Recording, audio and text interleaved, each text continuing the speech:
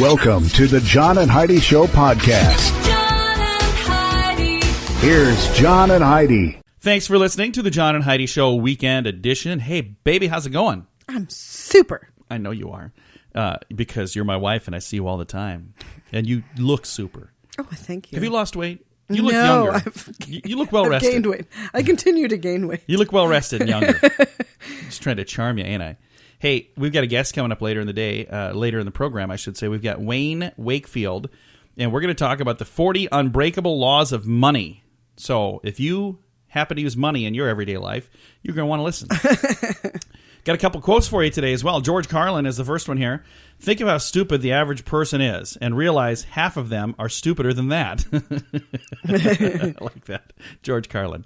And then here, obstacles can't stop you. Problems can't stop you. Most of all, other people can't stop you. Only you can stop you. Jeffrey Gitomer. That's true, unless, of course, you're speeding. Then police officers can also stop you. So there you go. Coming up, we've got some special things this weekend. We'll tell you all about it in a bit. John and Heidi.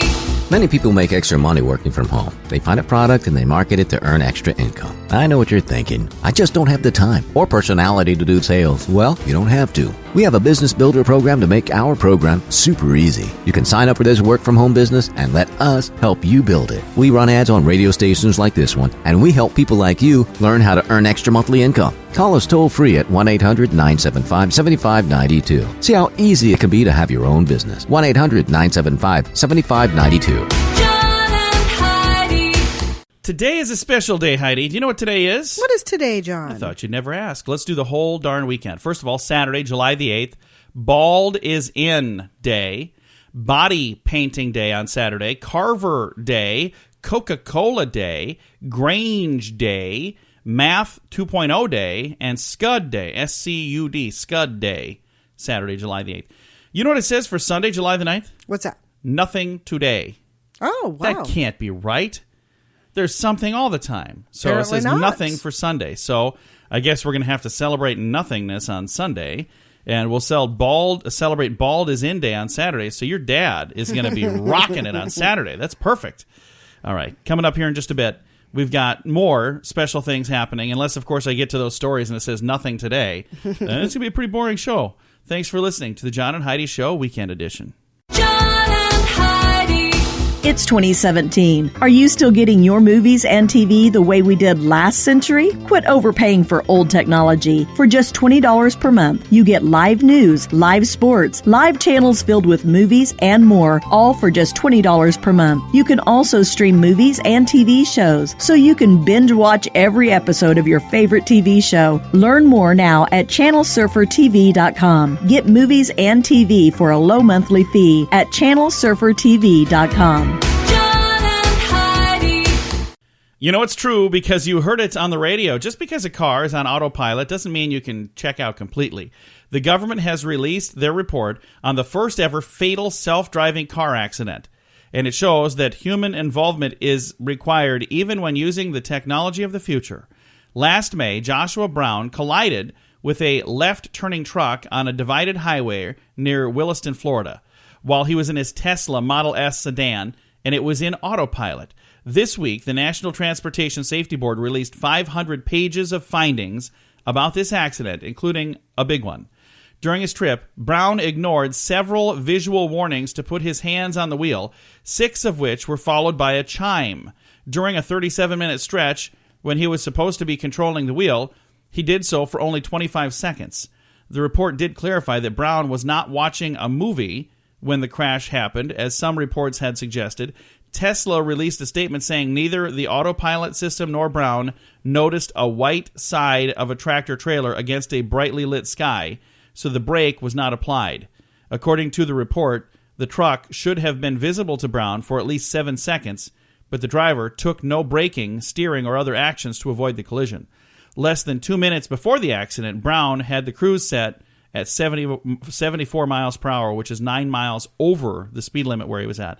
Since the accident, Tesla has upgraded their autopilot feature, which is now shut down if a driver fails to respond to audible warnings. So the way it is now, it'll chime and say, hey, you got to pay attention, and it'll just keep driving. But now they said we shut that part down. It says you got to pay attention, and if you don't, then it turns off. Well, isn't that a bad idea to have the autopilot just shut off? Then what happens? Your car goes out of control? Do you think it would safely pull over and turn off? Probably, yeah. I don't think we're quite ready for this yet. I don't think we will ever be ready for this. I think someday, when every car on the road is controlled that way, that's different. But even still, what do you do about a child that darts out in front of the road? There's always things that you can't anticipate. There are things that they say they have built in. And again, folks that know think this... it's a bad idea. All right, there you go. Well, now we agree on something. Coming up, we've got other stuff to disagree about and bicker back and forth on a weekend edition of the John and Heidi Show. Thanks for listening. John and Heidi. Each day at this time, we talk about people doing dumb things under the influence, but addiction is no laughing matter. If you or someone you know needs help, there's a toll-free number you can call. 1-800-438-0380. That's the Addiction Hope and Helpline. 1-800-438-0380. And this is your Brain on Drugs. We head to Granbury, Texas, where Thomas Parsons was angry because a couple of his friends had been arrested on drug possession charges. The longer he thought about it, the madder he got. Finally, he said, I'm going to do something about it. I'm going to go down to that police chief and give him a piece of my mind. Well, that's what he did. First thing happened, he attempted to park and he drove over the curb, broke their sprinkler system, busted up some shrubs in the process. Then he entered the building and he was making such a fuss that the officers thought, you know what, we should probably give this dude a breathalyzer. And guess what? He was drunk. And check of his vehicle found marijuana and drug paraphernalia, so now he doesn't have to worry about his friends being gone and, him not being able to chat because they're all sitting in the cell together now. Nice. Not the smartest dude. Not the brightest bulb on the old Christmas tree right there. Coming up, we've got your moment of duh, and we're going to head to Michigan for this one. It's on the way. John and Heidi. Now your moment of duh. Do you think you'd run 100 miles an hour, Heidi? Probably not, Do you think right? you could run 100 miles? Yeah. No. A dude tried, kind of, sort of. He became lost in the countryside, and his car got stuck in the mud.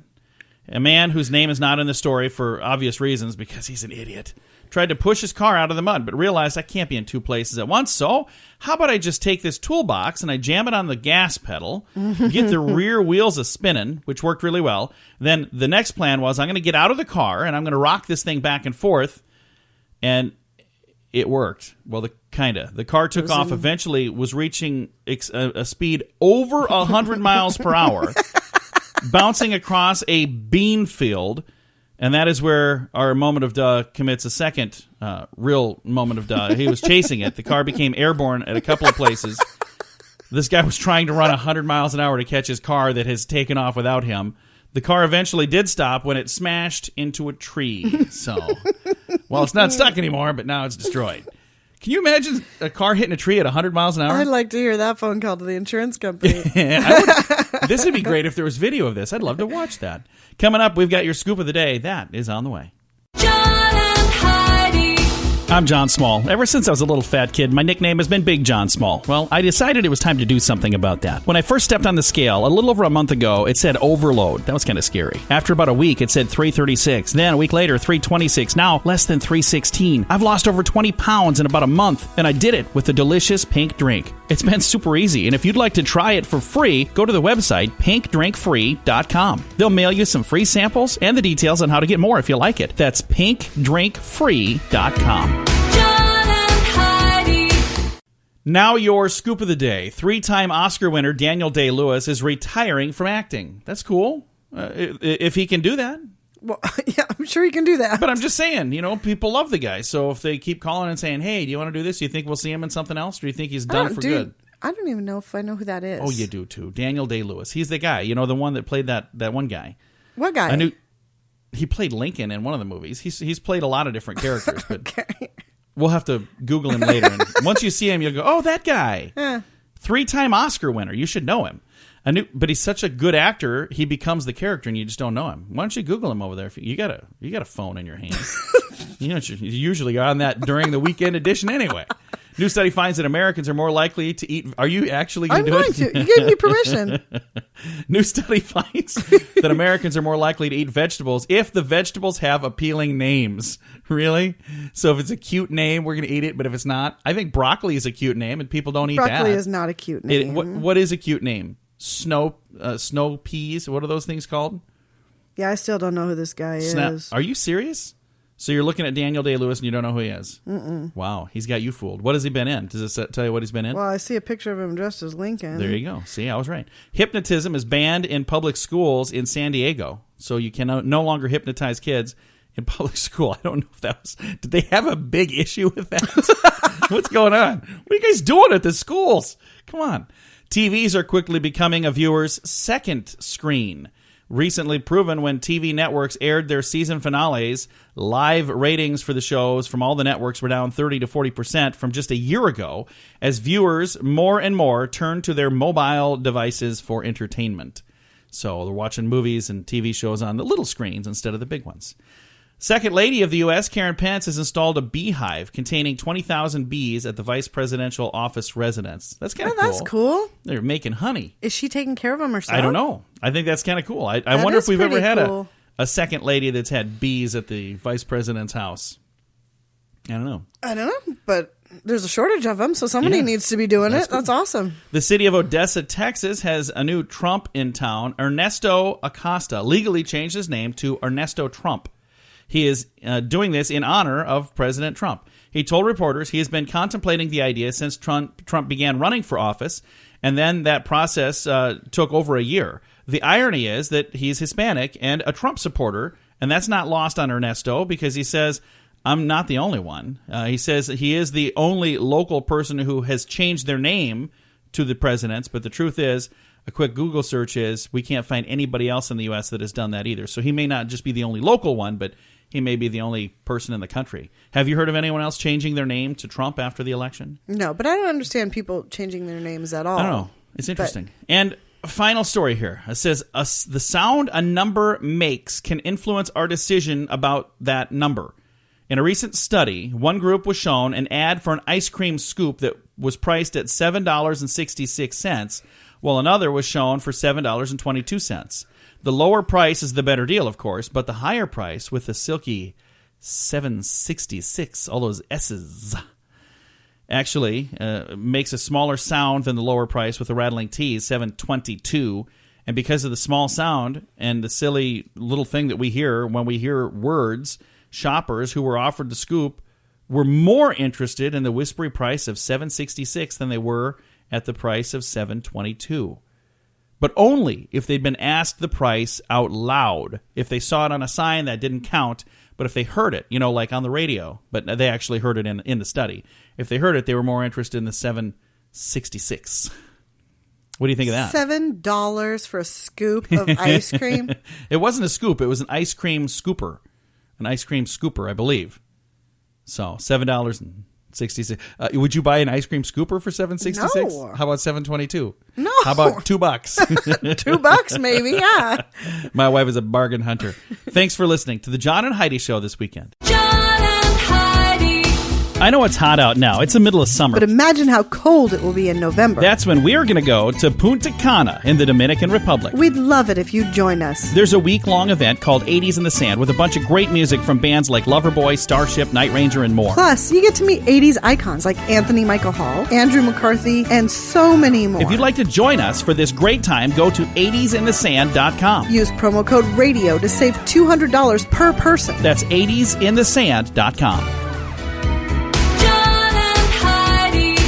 Thank you so much for listening to the John and Heidi Show. Right now, we got a special guest joining us. Wayne Wakefield is the author of a book called 40 Unbreakable Laws of Money, and he's a best-selling author of that book, and we've got him on the line right now. How are you doing, sir? Well, I'm just getting younger and thinner. Hey, there you go. Wouldn't it be great if there was a way to do that, to just get younger and thinner? That would be cool, wouldn't it? Well, yeah, it's called total denial. So, I think I could get aboard that train. Now, you could. Let's talk about this book that you have. What a cool idea. 40 Unbreakable Laws of Money. Where did the idea for this book come from? Well, John, I've been doing financial services for 33 years now. And so basically for the last 3 decades, I've watched people take a bloodbath on their money, finances, taxes, business, because of their lack of knowledge. So what I discovered through all those wonderful years of trials, tribulations, and failures, and now success, I found out there are steadfast laws that if you don't follow them, Yeah. You break them, you will fail in the money or business enterprises. Well, so these are things that you want to pay attention to, because most people who get into business, they don't want to fail. They want to succeed. So if you can avoid some of these pitfalls, it's going to help you. Now, when you put this list together, how did you hone it into just 40? Because I'm assuming that there's probably other things besides this, but these became like the top 40 laws? Well, actually, I could write a book on each chapter. They're so in-depth. But each chapter is a law. And actually, as I was going through my first decade in business and securities, I held federal securities licenses and insurance and all that kind of thing. Early on, I started finding out there were rules out there that were constant. And after about 10 years or so, I thought, well, I had about 12 rules, and I found out that those weren't really rules. I finally figured out those were laws. You don't break them, but you follow them. And so between that time and the next 2 decades, it all culminated to 40 laws, and that's plenty. But people think they got to memorize those puppies, but once you learn them, they're very simple to understand because you'll know when you break them. Absolutely. Again, visiting with Wayne Wakefield right now. He is the best-selling author of 40 Unbreakable Laws of Money. And one of the things that I read when I'm looking through the info is that you think that many people, probably not everybody, but many people should have their own business. Maybe even it's a business on the side. Why do you think it is that there are some people that are afraid to do that? Well, one thing that I tell people is that, keep your job, but you can never accumulate wealth or become financially independent unless you're in business. Yeah. Because once you're in business, and that's why we incorporate people all over the nation here out of Nevada, but once you're in business, the whole world financially opens up to you. Now, I'm not suggesting you go quit the job and dive right into business, but you can keep your job and keep the income coming in, but work your business on the side. And once your business income matches and exceeds your regular full-time income, then you might consider firing your boss like I did 33 years ago. Very nice. And the thing is, when you're in business, there's a lot of rules out there. There are people that, when they go into business for themselves, they're maybe afraid to take that step. You were talking about the fact that you're in Las Vegas or you're in Nevada, and that's a good place for people to incorporate. So do you encourage people to do that, to make sure that they're incorporated rather than starting a business under just their own name? Oh, boy, you hit it right on the head. Yes. Our offices are out of Reno, but you should never, never, never, and I'll say never, be a sole proprietor. And you should always be incorporated, or at least in an LLC. You should never step out and do that. And a lot of people say, no, you got to make tons of money before you do that. There isn't one company that I have ever started that I didn't incorporate first. Then I build everything on top of that because it gives you the greatest tax benefits there are and protection as far as liability. And that's just the beginning. Yeah. Very cool. As I'm flipping through here, I'm seeing some more info. It says you've got a secret on how people can purchase tens of millions of dollars of real estate and not even qualify for a loan. That sounds too good to be true. How does that work? Well, actually, let me put it this way, and I'm not trying to be political, but whether you like him or not, you don't find Donald Trump going into a bank with his hat in his hand, FICO score under one arm, financials and job history, proof of job history under the other, sitting in front of a banker begging for a $200 million loan to build a complex. No. See, so what I actually founded a Real Estate Academy Institute last year where I actually teach people how to do that. Out of the 25 years that I've bought tens of millions of dollars of real estate, John, I have never once qualified for a loan. You don't have to, and people don't know this because it's not their fault. They just are not taught this in the business world. So how do you get the money if you're not getting a loan then? It's actually, that's the most simple thing there is. And I talk about it in the book, like you said, but and I use an example that actually happened where a lady sold her husband's Mercedes. It was an $85,000 Mercedes for $500. Oh, wow. And obviously she was angry, and that's because she caught him, messing around. But even if it was $5,000, how long would it take anyone to go find $5,000 to buy that $85,000 Mercedes? Yeah. And do you know that I get most people will say, well, I have to go borrow it from a bank, or I have to. No, that car will sell in 10 minutes. Yeah. And so I keep talking to them, and I said, who would you know that you could get that money from? And they can't figure it out. I said, you're staring at them. See, I would do that in a heartbeat. I would loan money on that, and we joint venture, and we both make good money. Money is so easy to find if you know how to do it. Well, that's really cool. Now, if people would like to learn more about you, first of all, let's tell them about the book, 40 Unbreakable Laws of Money. Where can they find that, first of all? Actually, I have 4 websites, but the easiest one to remember is 40laws.com. 40laws.com. I actually have it's a video financial academy on there. It's a 12-month course, but it took me a year to film that, and it's the most intricate training on business and finance there is. And my book is a book that you use with the financial academy. So 40laws.com, and you can read up on how all that works, and you can buy the book. Very nice. There as well.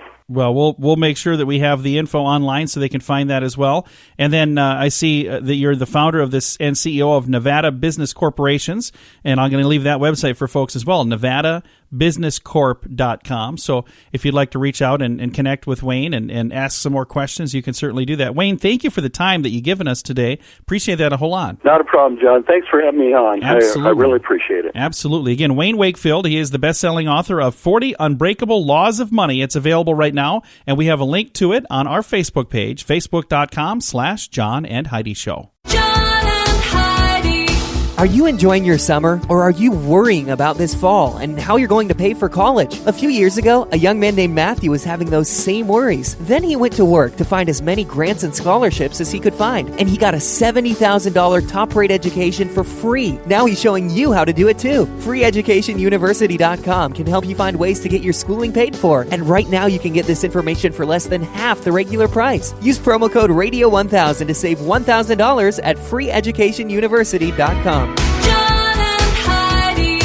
Fun fact for you, Heidi. What's that, John? The Andy Griffith Show was a spin-off show. Did you know? It was the first spin-off in TV history. Do you know what show it came from? Mayberry RFD? No, that was a spin-off of a spin-off. Oh. It was a spin-off of the Danny Thomas Show. Yeah. Fun fact for you, Heidi. What's that, John? Over 50% of the weddings in the U.S. occur in the afternoon. Mm-hmm. So that makes sense. When do the rest of them happen? 3 in the morning? So what are you doing? In Vegas. Yeah, I just woke up and I'm married. What happened? Fun fact for you, Heidi. What's that, John? An ear of corn is more than 80% of it is water. So if you ever get thirsty, just chew on an ear of corn? No, probably not. Fun fact for you, Heidi. What's that, John? There were 57 countries involved in World War II. That's cool. I didn't know that's how many. I was thinking it was like the big 4 that you always hear about, but 57 countries were involved. And our final fun fact for you, Heidi. What's that, John? A phonophobe. Somebody that is phonophobic. What are they afraid of, Heidi? Oh, telephones? No, that would be a good guess, but they're afraid of noises. Phonophobia is the fear of noises. Okay. A couple of fun facts brought to you by pinkdrinkfree.com. Not just another diet, it's a way of life. pinkdrinkfree.com. John and Heidi. I'm John Small. Ever since I was a little fat kid, my nickname has been Big John Small. Well, I decided it was time to do something about that. When I first stepped on the scale, a little over a month ago, it said overload. That was kind of scary. After about a week, it said 336. Then a week later, 326. Now, less than 316. I've lost over 20 pounds in about a month, and I did it with a delicious pink drink. It's been super easy, and if you'd like to try it for free, go to the website pinkdrinkfree.com. They'll mail you some free samples and the details on how to get more if you like it. That's pinkdrinkfree.com. All right. I don't know if we've ever talked about this person before, but if we have, I probably got the names wrong then, and I guarantee I'm going to get the names wrong now. But how could I not? Take a listen to this. Do you know somebody that has more than one middle name? Yes. Like a person that's got like 2 or 3 middle names? How about 12? Know anybody with 12? No, I don't. Probably not. If I do, they don't admit it. Well, that was recently brought up in Germany to find out, can this person have all of this? A German court ruled on recently that a woman had applied to a regional court to give her son 12 names. The court restricted her to 3 first names. The Supreme Court later overruled the lower court, saying that she could have 4 names for her son and set a maximum of 5 first names. What? The German local registrar have the authority to reject names considered improper or liable to the subject of the child because they don't want them to have public ridicule. I think that's nice. She wanted her child's name. I can't believe there are horrible people that want to give their child a name that is going to cause them public ridicule to begin with. Can I try to give you this name? Because I'm probably going to get it wrong, but I need a moment. I think we've talked about this before, but go ahead.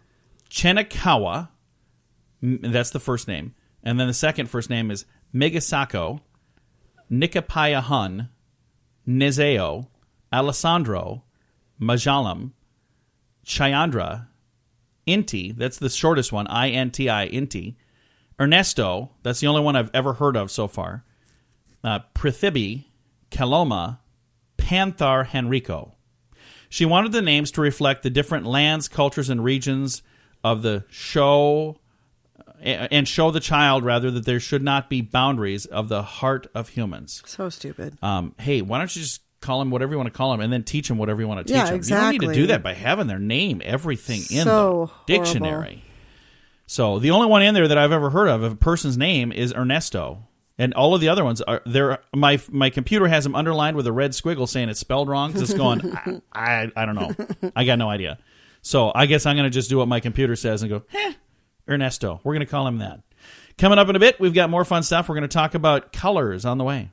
John and Heidi.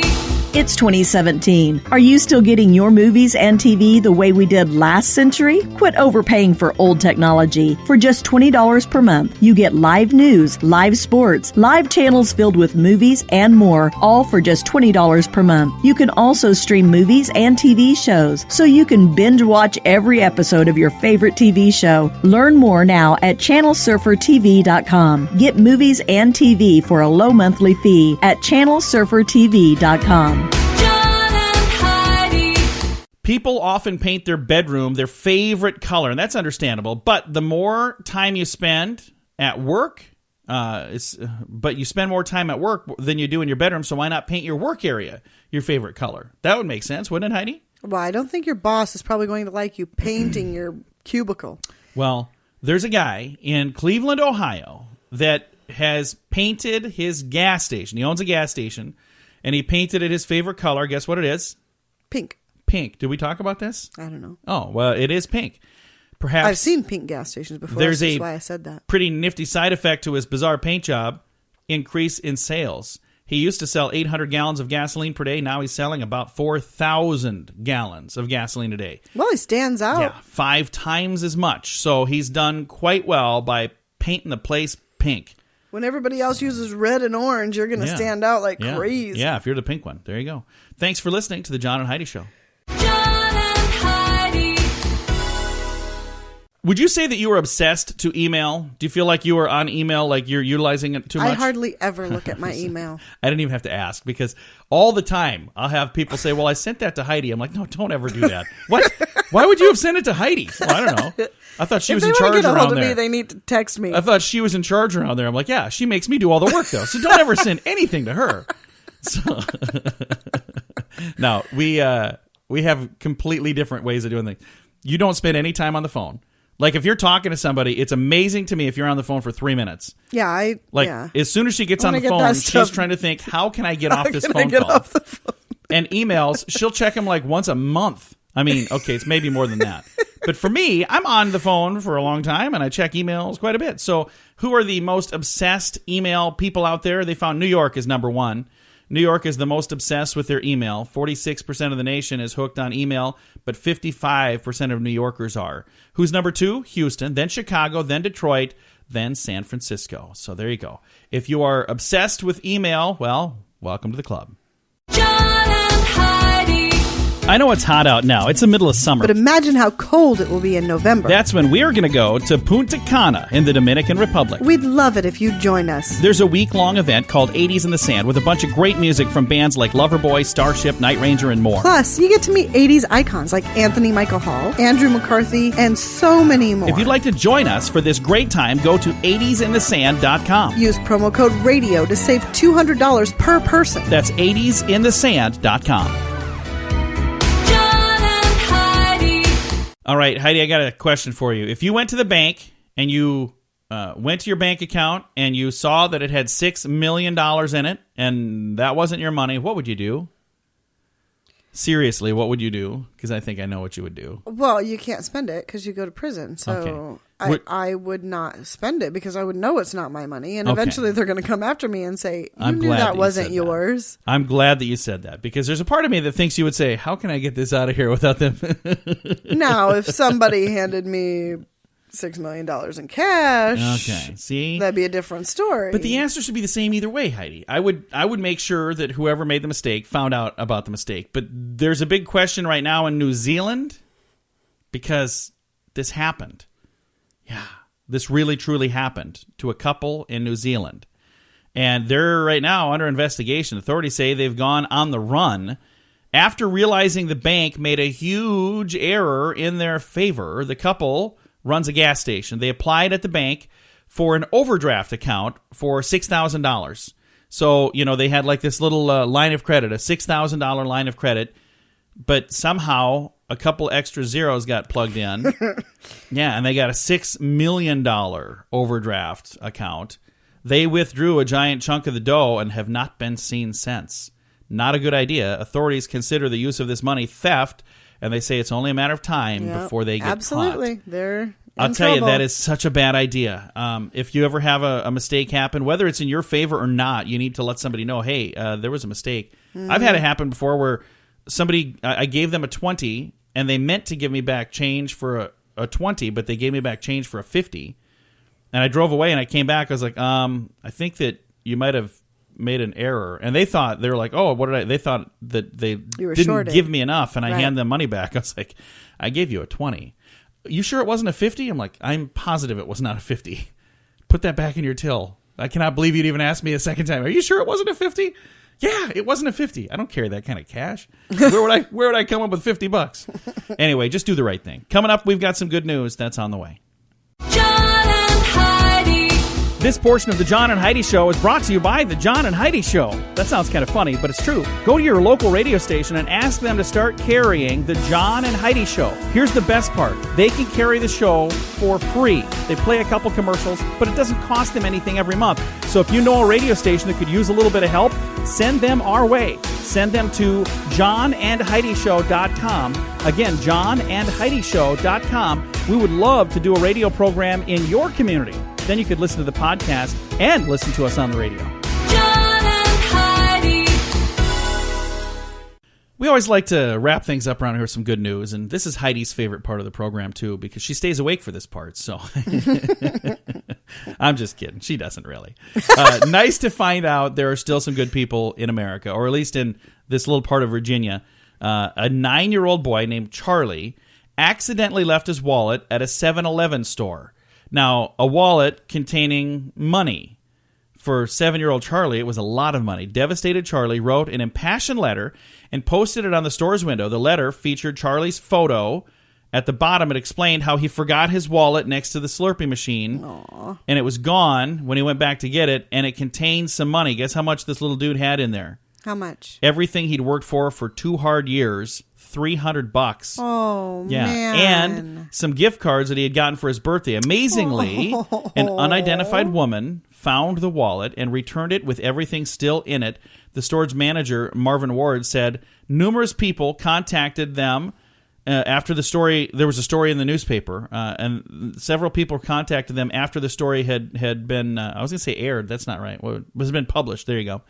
Offering to make donations to replace the lost money. Oh, fortunately, that's not necessary because he got his money back. But that just makes you feel so good about humanity. Like there's people out there that care, Heidi. I mean, there's people with a heart. How That's nice awesome. is that? That is awesome. I think we would do that kind of thing, wouldn't we? Oh, yeah. And I'll tell you, if we, if I found a wallet, I would make sure it got back to the right person. I've done it before, and I would do it again. We have done it several times. And I just think that it's sad because we have a neighbor, a kid up the street from us, that I walk out in my front yard and there's stuff blowing around out there, and there was some papers, and it was all of his like his ID and all of his stuff. It had his address on it, and he had a ton of stuff that was still missing. But I said, well, all of this was in my front yard, so whether somebody stole his wallet and like took off, I'm not sure what happened, or he left it on the roof of the car and it fell out. I don't know. But I said, this was here and this was on my way here. I found 2 more things coming towards your house. But it's not fun. When you lose stuff, it's not fun to try to replace it all. Time to say goodbye, Heidi. Goodbye, Heidi. Goodbye, everybody. If you'd like to read this good news, and if you've got your own good news to share, please share it with us at facebook.com/John and Heidi Show.